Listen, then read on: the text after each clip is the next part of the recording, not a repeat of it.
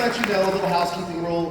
When we exit, you guys are going to exit to those back two doors, this main door back here. But let's talk about Katey, because you guys know her best as Peggy Bundy, Leela from Futurama, and Gemma from Sons of Anarchy. She's a Golden Globe winner, an author and a podcaster, and a brilliant actor. Let's bring out Katey Sagal, guys.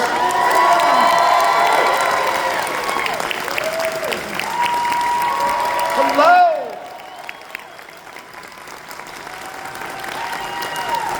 Welcome, Katey. How are you? I'm good. How are you? I'm doing fantastic. Good Great. morning. Hi.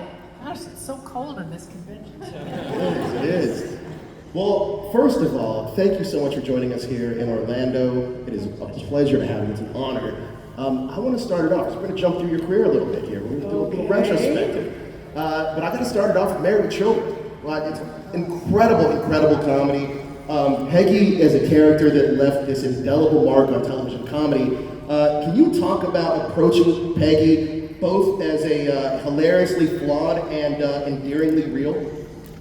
Well, what I think is funny comes out of reality. So I tried to play her as, well, I tried to play her as real as possible, which wasn't that difficult, actually, the way she was written. So, I mean, some of the subject matter and the language was a little bit far-fetched, I would say, except, well, at least that's what I heard when I read the first script. But I cannot tell you how many people I would hear from that related and would say things like, my family is just like that. You're just like my mom. And so I thought, oh, we really are, playing it for real. So that's what I would say. I remember watching the show as a kid, and the one thing that really stands out to me is this was filmed in front of a live studio audience. That was a rowdy live studio audience. Rowdy, and before metal detectors. Now, if you go to a live show, there's metal detectors to get you in. Everywhere. So we each one of the four of us, well, Christina and I for sure, we would have guards following us home to make sure that we got home okay. The audience was so rowdy. Not that we were in danger, but there was just mass love for the Bundys. As the show went on. Maybe danger, it might have been danger. Yeah, absolutely. I feel like as the show went on, the crowds even just got rowdier. Crazy. They were absolutely, it was wonderful. I mean, it was really enthusiastic, but at times a little bit aggressive. Now, working on such a long-running show, there has to have been a lot of shenanigans on set. Can you share any fun memories or pranks that still stay with you and bring a smile to your face now? I can't say specifically. All I can say is that job, I laughed every single day I went to work. Ed O'Neill was so funny on and off camera. Just the whole group of people were just so wonderfully funny and irreverent. And, so it was, I can't think of one specific thing, but it was, the one episode I do remember is when we killed Santa Claus and he kind of went behind the couch and he fell out of the chimney. And the four of us are on the couch just biting our cheeks because we just could not stop laughing. And it's supposed to be we don't even see him, but it was just very funny. Something I want to bring up. Anybody know Smart House? Yeah. All right.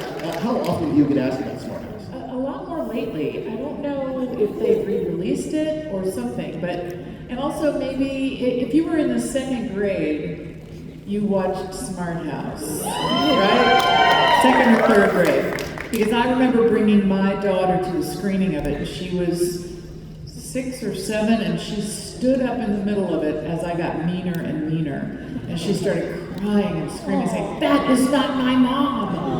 And I was like, oh, I'm traumatizing my child. But I think they must have re-released it because I get a lot more questions about it. I think it's because it drives AI. Probably, and it's prescient. I mean, it was really like way before its time. Absolutely. A talking house. Would you live in a smart house? Probably not. I'm not very tech savvy. I think I would mess it up. I do want to ask about LeVar Burton because he directed Smart House. Yes. Can you share any memories working with LeVar? Just a super kind person. In fact, I just saw him last year at one of these. I hadn't seen him in a long time. Still a super kind and loving person. Nice guy. Futurama. Incredible show. Was that your first time diving into voice acting? my very first time. Very first time. And and I got a call. You know, I knew Matt Groening from my early years on Married with Children because we were both, he was on the Tracy Ullman show, and we just all kind of came up not knowing if anybody would watch the Fox network. It was so, you had to have rabbit ears on your TV to even get it. So Matt called me one day and just said, hey, do you want to come in and do this? Which was a great way to get a job. And so I did. And it was my first time. I mean, I worked with these amazing voice actors, with Billy West and John DiMaggio and Tress MacNeille. And these people do multitude of voices. And I sometimes I'm so intimidated. I just do me. I just basically, I mean, Layla talks a little bit higher like that, but she doesn't really, it's not like what those guys do. I'm just so impressed by all of them. What surprised you, or what was the most challenging aspect of bringing an animated character to life, since that was the first time you had done it? Well, it's just like with anything. If it's well written, it's not hard to bring any of this stuff to life. You know, it really always starts there. So Futurama is so well written, and we have a great director. David X. Cohen is a great director when he directs, you know, because he hears the voices in his head, so he knows what he wants. So it's definitely different because you're not using your physicality, but me, I am. I'm in my chair, you know, doing all kinds of things as Leela. Now, Futurama is known for, it's full of futuristic tech. If you could design a gadget or piece of technology for Leela, what would that be? A consistent boyfriend. She's a lonely little alien. She does love Fry, but you know, it kind of goes on and off. I want to talk about Sons of Anarchy. Incredible. Gemma was amazing on that show. Your performance was amazing on that show. Can you talk about how you kind of immersed yourself in the culture of the club? Well, my husband, Kurt Sutter, he wrote Sons of Anarchy, and his what's so good about his writing is the attention to detail. So he did a deep dive into the culture. And when he wrote Gemma, you know, there's not a lot of information about the matriarchs in that community. It's a much more male-dominated world. So I did do some reading. I hung out with Sonny Barger's wife a little bit, Z, and you know, and a lot of it was creative license. Like I just kind of took the prototype of any kind of matriarch that is sort of the woman behind the man, you know, even like a Hillary Clinton or somebody like that, that she was a really powerful energy force behind the club. So I did as much research as I could. There wasn't a lot to find, actually. Really? Yeah, there wasn't as much to find except about the men. How do you think the role of Gemma kind of, I don't know if you could say change your perspective, but what did you learn from the role that you were able to take with you? Well, a lot of what not to do. You know, what I loved about Gemma was all her instincts were completely correct. You know, she was all about her family, and she was going to do whatever it took to protect and watch after them. And I do agree with all of that. So but you know, the ways and means, I mean, she's an outlaw. They were outlaws. So, you know, it's just a different headspace. You know, I understand the protection of your community, because in that community, your whole group is your family. You know, you are not just your blood family. So there's a sense of, which is lovely, which is a sense of protection of everybody within the club and their extended families. So, I don't know what I took away from it. I have a pretty strong motherly instinct myself, but I would, I just, you know, even though she did a lot of bad stuff, I just thought she was a great girl. I did. Yeah. I liked her. Are there parts of that character that still resonate with you? Meaning in my life? Yeah. Well, I'm very protective of my children. You don't want to cross my kids. And I would stand, and my husband. You know, I'm definitely a protective mama bear type. So, yeah, that definitely carries through into my life. Another role that I really, really loved you in was Helen from Lost. It was fantastic. Can you talk about working on that show, especially since it was such a mystery box show, working with the great Terry O'Quinn? Yeah. Well, first of all, I can tell you that it was hard to get that job because I've been on Married with Children and known as a comedian for 11 years. So, the blessing and the curse of having a show on that long is it's hard for people to see you in a different way. So casting people, producers, when they gave me the script for Lost, I remember they brought me in 2 or 3 times to make sure that it wasn't Peg Bundy going to come walking in the room. And, being a dramatic actor is something that I personally had always felt I would be better at because I'm not naturally funny, really. I mean, if you give me funny things to say, I'm funny. But, so I really had to fight for that role. And, when I finally got it, Terry O'Quinn was amazing. Brought his guitar to work every day, plays acoustic guitar off to the side. Just a super chill dude, like in the great way. Not all about himself, not a big ego, just really great. And then, that whole world. I mean, my bits were just with Terry, basically. Yeah. But I loved that show. I thought it was great, so I was thrilled to be a part of it. Did you know the trajectory of Terry's character or your character and how it was going to progress throughout the course of the series? Not really. They didn't tell you much. Really? It was very secretive because I'm sure that, they didn't want anybody to know what was really happening. So no, you kind of play it like with what you've got. You get a little bit of history, you get a little bit about what might be coming, but no, not much. Interesting. Can we talk about your podcast? Sure. Pi? Anybody listen to Pi? If you don't, download it. It's an Have incredible to. show. It's me and my husband. Yeah, you and Kurt sit do at the our show. house. Let's talk about the acronym for a second, because PI stands for People, Influences, and Experiences. How did you guys come up with the concept and idea for the show? Well, of course, my husband mostly. We wanted to talk to people not about what they do so much as by sort of where they come from. And so their family lives. We're parents, we're married, so we like to talk to people about where they come from, how they parent, if it's influenced them, in what ways. And the truth is we don't do any research because we're too lazy.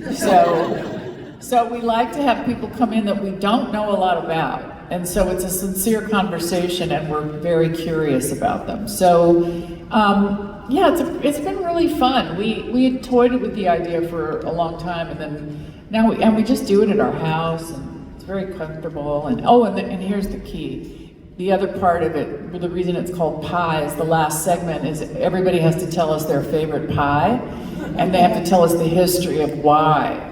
Because everybody has some sort of childhood, something about a piece of pie, a piece of cake.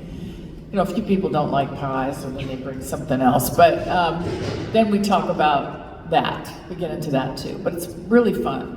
What's your favorite pie? My favorite pie would have to be cherry pie. Good answer. I think I'm a key lime pie. You're a key. Oh, if it's a good key lime, I get you. There you go. Yeah. So I want to talk about this. How have you and your husband kind of discovered collaborating with each other and discovered new facets of each other while working on this podcast? Well, we've worked together before. Had to work out some kinks Sure. on Sons. A few kinks meaning like I would ask too many questions. At home, we had to really learn. I mean, the good part for us is we have 3 children. So if you're a parent, you know that once you walk in the door, you don't really talk about work that much. There's a lot of other things going on. So that just naturally gave us a better balance. But both of us were so enthusiastic at the beginning of that project that there was, we were hyper-focused whenever we could be, and we had to just find a balance with that. With Pi, we're just very casual about it. We like to work together and we like to talk to each other, which, if you've been in a long-term marriage, unless you have your planned out date nights, which I don't know how many people actually do that, but, it gives us an opportunity. We have that hour and a half, whatever, to kind of really chat with each other and with somebody else, and it's been really, really fun. Not that we don't talk at other times, but it feels like a more concentrated time that we have together. I like when you said planned out date night. Her in the front row, she's like, no, doesn't happen. Right, you try, right? With Pi, how has hosting Pi influenced your own career and personal life? How has it influenced my life? Not so much, really. I mean, I'm just having I'm at the place in my life where I really like, there's things I really enjoy doing, and that's kind of what I want to do. So I really enjoy doing it. We're both pretty reclusive, Kurt and I, so it's been a really nice opportunity to actually meet people that we're interested in, and so that's been great for us, just to have that energy around. Sure. So I would say that. That's awesome. You up for a fun little game? I guess. It's pretty easy. Okay. So I'm gonna explain the game. It's audience participation too, so it'll be fun for you guys. So this is called This or That Showdown, where I'm gonna ask you a series of this or that questions. After you answer, I'm gonna ask you guys what you would choose, but hopefully you can give us a fun little story of why you chose the answer. Okay. It's pretty easy. All right, so this or that. Arm wrestling Peggy Bundy or Gemma Teller? Good. You mean choose one of those? Choose one. Who would you rather arm wrestle, Peggy or Gemma? Peggy. Peggy. Audience? Peggy. And I'm assuming that's a pretty easy choice. I would not want to wrestle Gemma. So Gemma might shoot you. Exactly. Leather jacket or leopard print? Leather jacket. Oh, there was a little bit of a mix here. Yeah, I heard that. I'm going to assume that the leather jacket was probably more comfortable? More comfortable, and I wear them in my own life. So, yes, leather jacket. Live action roles or voice acting? Live action, for sure. Live action. Yeah. I mean, I just did. Does anybody here know about One Piece? So I just did the second live action season of One Piece. I just finished shooting it. I played Dr. Correa. Yeah, it's super great. And if you haven't watched live action One Piece, you have to watch it. It's on Netflix. And I saw it by accident. I didn't even, we were just scrolling around and there it was. I was not familiar with the manga. And like within a month, my agents called me and said, hey, we got this offer for you to be on this show called One Piece. We're not sure what it is. And I was like, are you freaking kidding me? Are you, so I just got back from South Africa. I was there for about 3 months. And I'm just so excited about it. So I hope everybody will watch the second season coming out this year. I'm so happy you brought that up. I just talked to Joe Manganiello last week about this. He's on it too. He's on it too, and he was really, really excited about his character. Except I think they're setting him up for the third season. I do believe he came in for the second season, sort of towards the end, because I think he's the big arch villain in this third season. I'm not sure if all the manga people will know his character. I don't know the names of everybody. There's a billion people. Yeah, it's a long-running anime, one of the best animes. But the live-action series, I watched it twice with my little girl. It's so good. I know. It's so good. It's good for kids. It's good for adults. It's just got the best message. It's great. Yeah, the tone of the show is fantastic. Yeah. Next one is me. Having lunch with Leela or Peggy? Probably Peggy. I think she's a lot more fun. Peggy. Leela's a little bit sad. I mean, she's trying to be happy, and she's a good boss, but she's got a little sad life, really. Singing on stage or acting on screen? Well, it's tough. When I first started out, it would have been singing, for sure, because I come from that, and I sort of more or less fell into acting, but I had spent years as a singer. So, but now that I feel like I know what I'm doing as an actor, I sort of learned on the job. I really enjoy them both. I'm going to say both. We're going to let you have both. Okay. Absolutely. What would you say? Singing on stage, on screen? Acting. Okay. Motorcycles or spaceships? Well, I'll ride on the back of the motorcycle. I don't know that I want to go in a spaceship. I'm not sure. We're not sure the technology's there. I'm not sure. And all those guys that went and did that, I think we could have used our money in a much better way. Yeah. What do you guys say? Motorcycle, spaceships? Motorcycle. Fair. I mean, we are at a Megacon. I mean, that's true. That's absolutely true, right? Bundy family dinner or Teller family meeting? Ooh, wow. I think Teller family meeting. Yeah? Yeah, just because, it's got a lot of energy. Yeah, definitely. What do you guys choose? There's no food at the Bundy dinner. That's Right, there's probably no food there. it turns into a meeting anyway. Yeah. 90s a sitcom fashion or biker chic? I have to say biker chic. It's just hipper. Yeah. It's just better. I 90s mean, making a comeback.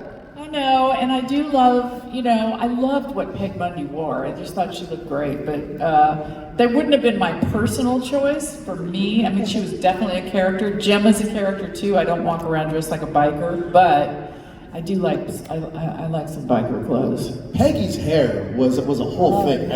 Was that a wig? Well, it wasn't for the first 3 years, and because we didn't know if we were going to stay on, and wigs are expensive. So finally, by the 3rd season, when I realized, I think we're doing all right, they bought me a wig finally. So from those seasons on, but the first 3 seasons, I was ratting my hair and dyeing my hair, and my hair was about to fall out. And it was just not good. Earlier call times. Earlier call times, too long. What do you guys say? 90s sitcom fashion or biker chic? 90s.